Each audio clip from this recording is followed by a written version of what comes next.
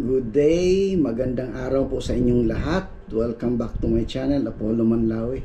Sa araw na ito ay gagawa tayo ng isang reaction video. Ito ay reaction sa isang video na pinalabas ng Factbuster PH. Ng pamagat ay mga patunay ng Iglesia ni Cristo ni Manalo ay nangingialam talaga sa politika. Panoorin.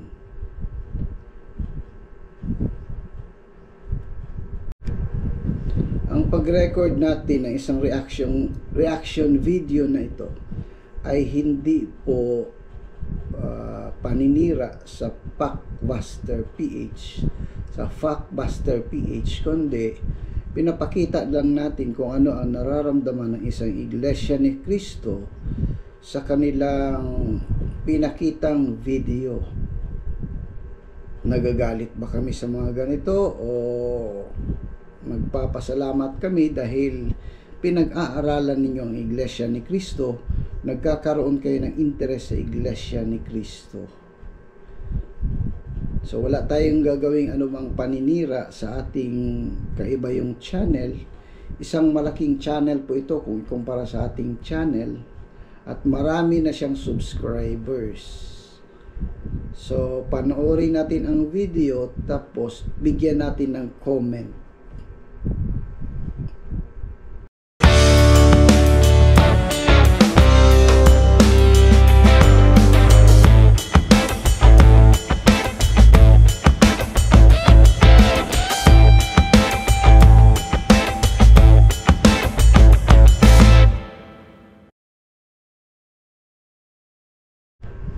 Ang video po ay nagsisimula sa mga taong nahuli sa panahon ng eleksyon na naniningil ng 30 million pesos.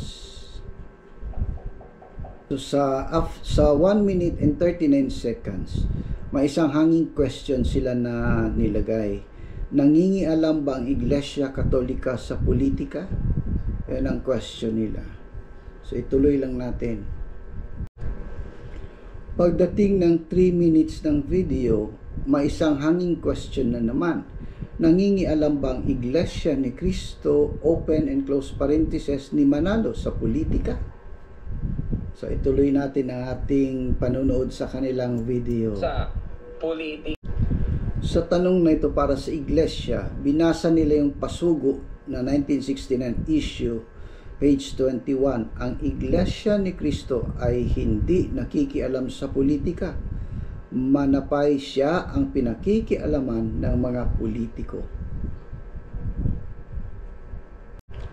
So ang ginawa nila ay nagkaroon sila ng poll question. Yes or no lang. Kung saan 93% daw sa voters, 218 na votes, ang 93% nagsabing yes. Nagsabi naman ng no ang 7%. Ang mga bagay na ito, maganda bang yan ang gamitin mo sa pagdesisyon ng mga tanong na katulad nito? Ituloy natin. Sa kanilang video, binanggit nila yung rally ng Iglesia ni Cristo, yung National Rally for Peace noong January 13, 2025. Doon daw pinanawagan ng mga taga-Iglesia ni Cristo, open ni Manalo, close parenthesis, na nasabing rally na ito ay walang impeachment na mangyayari kay BP Sara Duterte. Mamaya na natin sagutin yan. Tapos nag-interview din sila ng isang kapatid na yun ang naging batayan nila sa kanilang pag-a-analyze sa mga bagay na ito.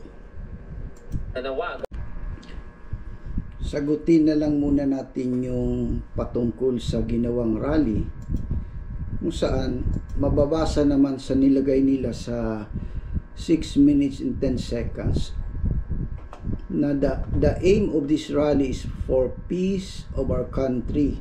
True peace can only be achieved if the law will be respected and implemented. Ang pinag-uusapan po dito ay implementation ng law. ang iglesia po, katulad ng sinabi niya sa rally na naganap, hindi po laban ang iglesia ni Cristo sa anumang impeachment. Pero in accordance with and obey the law. Yun ang sinasabi. So yun lang ang sinasabi ng iglesia ni Cristo. Dito ay pagsuporta rin sa gusto ng ating Pangulong Marcos na wala nang impeachment para kay BP Sara. Pero whoever sits there as Vice President, hindi ginagawa ng Iglesia ni Cristo ito para sa isang tao. Hindi kasi alam ng Factbuster PH ang nangyayari sa baba. Sa katunayan, sa panahon ng rally, yung mga supporters ni BP Sara, they are also instructed na ito lang ang pwede nyong gawin, hindi nyo pwede gawin yung ganyan kung sasali kayo sa aming rally. Maraming instructions yan na pinagbabawal sa kanila.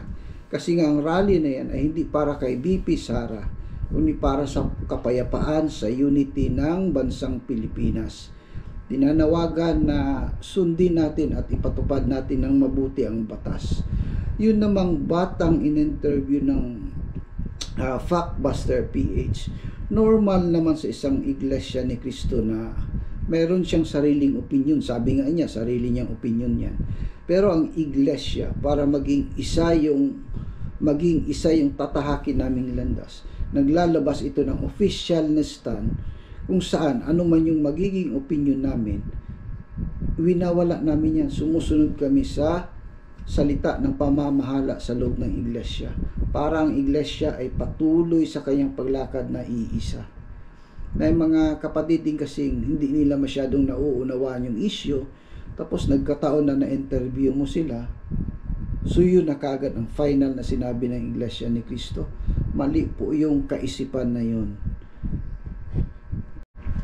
Ayun, natawa sila dahil daw kahit na nagrally ang hindi nila pinaniwala ang 2 million supporters ng iglesia ni Cristo, nagkaroon pa rin daw ng impeachment noong February 5. So masaya sila dahil nagkaroon ng impeachment. Okay, sa 10 minutes and 42 seconds ng video, ito ang nakita ko. At kahit sa election sa Pilipinas, nangingialam ang iglesia ni Cristo ni Manalo. So panoorin natin yung video nila. Sa 10:49 ng kanilang video, pinapakita nila na may mga kumakalat daw na sample balot mula sa iglesia ni Cristo. Wala akong natandaang pinapakalat na sample balot para sa iglesia ni Cristo. Ang bawat balot ay guide ng isang iglesia ni Cristo. Hindi naman ito labag sa batas, at ito ay dala-dala namin. Hindi namin siya pinamimigay kahit kanino man. Hindi siguro alam ng Factbuster PH yan. Sinabi din nilang masaklap daw dahil hindi lahat ng inendorso ay nanalo. So sa iglesia ni Cristo, kami ay bumoboto para sa aming kaisahan. Talo o panalo, yan ang parating marinig mo sa isang iglesia ni Cristo. Ito ang bubutuhin natin, matalo man o manalo. So kung manalo, pasalamat. Kung matalo, pasalamat pa rin dahil sinuportahan kayo ng iglesia ni Cristo. So sa mga pangyayaring yun ang naging basihan nila na ang iglesia ni Cristo ay nangingialam sa politika sa Pilipinas. Tuloy natin yung pagpanood ng kanilang video. Sa 11 minutes and 50 seconds ng kanilang video, pinakita nila yung 6 na naningil ng 30. Magkano yun? Para daw i-sure win ang isang kandidato. Ang eleksyon, mga kababayan, wala dyan si Pong Revilla, di ba? Wala siya dyan. Oh. So, kawawa talaga. Mula dito, mga kapatid, sa lagay na ito, hindi pa sila nangingialam sa politika sa Pilipinas. Naku naman, grabe naman yan. Napakaklarong mga ebidensya na yan. Ano? Alam ninyo, mga kapatid, ni ministro pa nga sila na sangkot sa pandaraya noong nakaraang eleksyon. At yan po ay nangyari sa Zambales, mga kababayan. O ito, panoorin natin. Sa kulungan ng bagsak ng 6 na naningil ng 30 milyong piso para daw i-sure win ang isang So, kandidato. 30 million Pero paalala pesos. 30 million pesos ang siningil ng 6 katao para daw i-sure win sa Zambales ito nangyari. So, panoorin natin. So, mayor ito sa iba Zambales ang sangkot sa transaksyon na ito. That could tamper with, manipulate, and read the soft copies of the VMC or the votes counting machine. So, kung magpoprotesta man daw ang kanyang kalaban, meron na silang ipapalit na mga shaded ballots in his favor sa Tuesday pagkabigay daw niya ng balance of 15 million pesos. So, 15 million daw ang paunang bayad. Pag natapos yung transaction, another 15 million. Yan ang sabi ng NBI. Iniimbestigahan na ng NBI kung empleyado nga ng COMELEC ang nagpakilalang IT officer at kung totoo ang sinasabing mobile app. Ayon pa sa NBI, nagpakilala rin kaanak ng isang tumatakbong politiko ang tumatayong leader ng grupo. One of them is even introducing himself as a mamag-anak ng former COMELEC chairman at ng isang candidate ngayon for senator. Umami naman sa illegal na gawain ng suspect, pero itinanggi niyang siya ang leader ng grupo. Hindi raw niya kilala ang ibang inaresto. Ano sir, nag-alok lang ako, referral lang, para lang sa intensyon na may kumita rin kahit konti. Mahaharap ang mga suspect sa mga reklamang estafa, usurpation of authority at paglabag sa election law. Tiniyak naman ng COMELEC na walang sino mang makakapagmanipula ng resulta ng eleksyon. O klarong-klaro po yan mga kababayan, napakaliwanag. Kung pakinggan natin yung balita, pakikialam sa machine yung gagawin nila. Wala namang iglesia ni Cristo doon na nakikialam. Parang ang channel na ito, gusto lang niyang idikit yung pangalan ng iglesia ni Cristo dito. Ano bang dahilan? Ano bang naisip nila? Bakit kaya? Tuloy natin ang panonood ng video. Isa daw sa mga nahuli ayon sa kanila ay ministro sa iglesia ni Cristo. So hindi natin pwedeng i-confirm yun o pabulaanan dahil hindi naman natin alam. Pero sa kaalaman ng Factbuster PH, ang iglesia po ay may panawagan na sino mang gumagamit sa pangalan ng iglesia ni Cristo para makialam sa eleksyon, para sa pabor, para manalo o ano paman, ay hindi dapat pansinin ang mga ganon. So ang mga bagay na ito na-expose sa iglesia, simple lang po ang kanyan. Kung iglesia ni Cristo ka, tapos nahuli ka sa gawain ito, at napatunayan ka, matitiwalag ka sa loob ng iglesia. Dahil hindi po ito ang gawain ng isang iglesia ni Cristo. Yung mga kapatid na nahuhuli sa mga gawain ito, ay hindi ito isang bagong bagay sa iglesia. Marami nang natiwalag dahil sa mga pangyayaring ito sa loob ng iglesia. At kami ay hindi naman nagtataka sa mga bagay na ito. Sa amin, isang normal na bagay lang kung ipagkanulo mo ang iglesia, ititiwalag ka sa iglesia dahil hindi po ito ang aral na tinuturo sa loob ng iglesia. So, kung babalikan natin,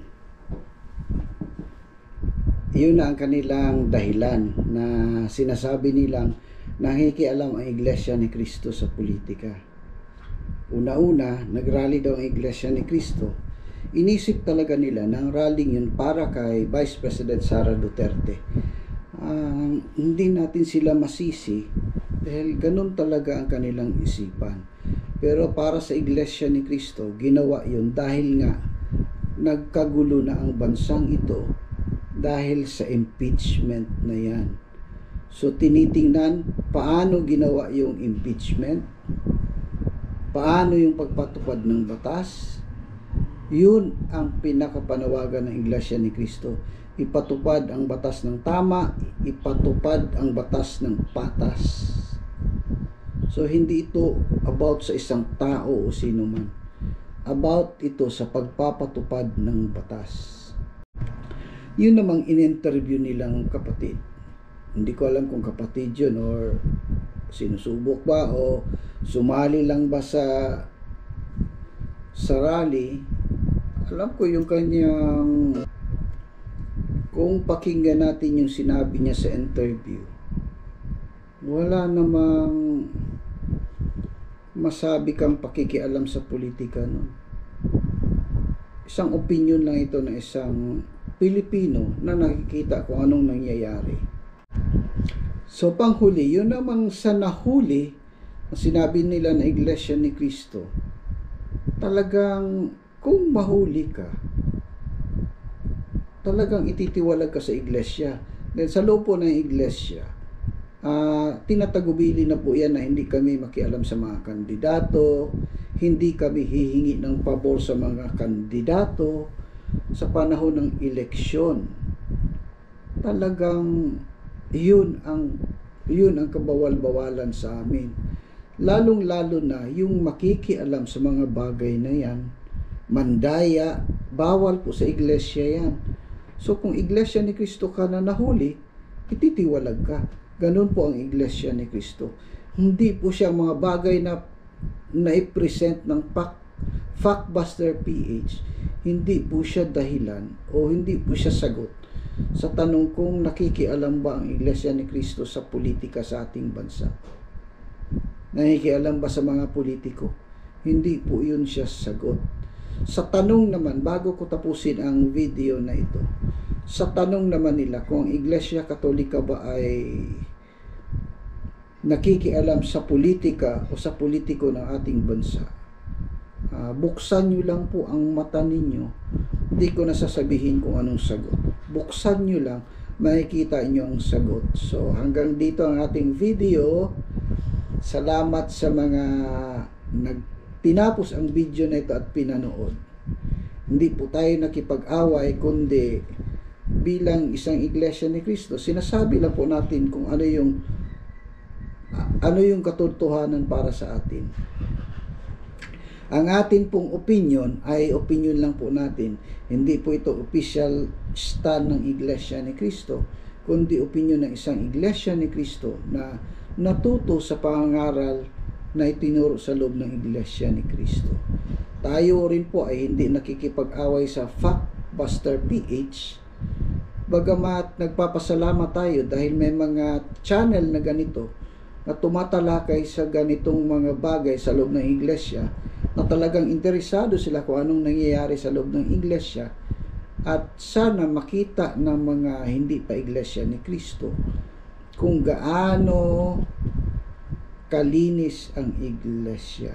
So hanggang dito lamang. Please don't forget to like and subscribe to this channel.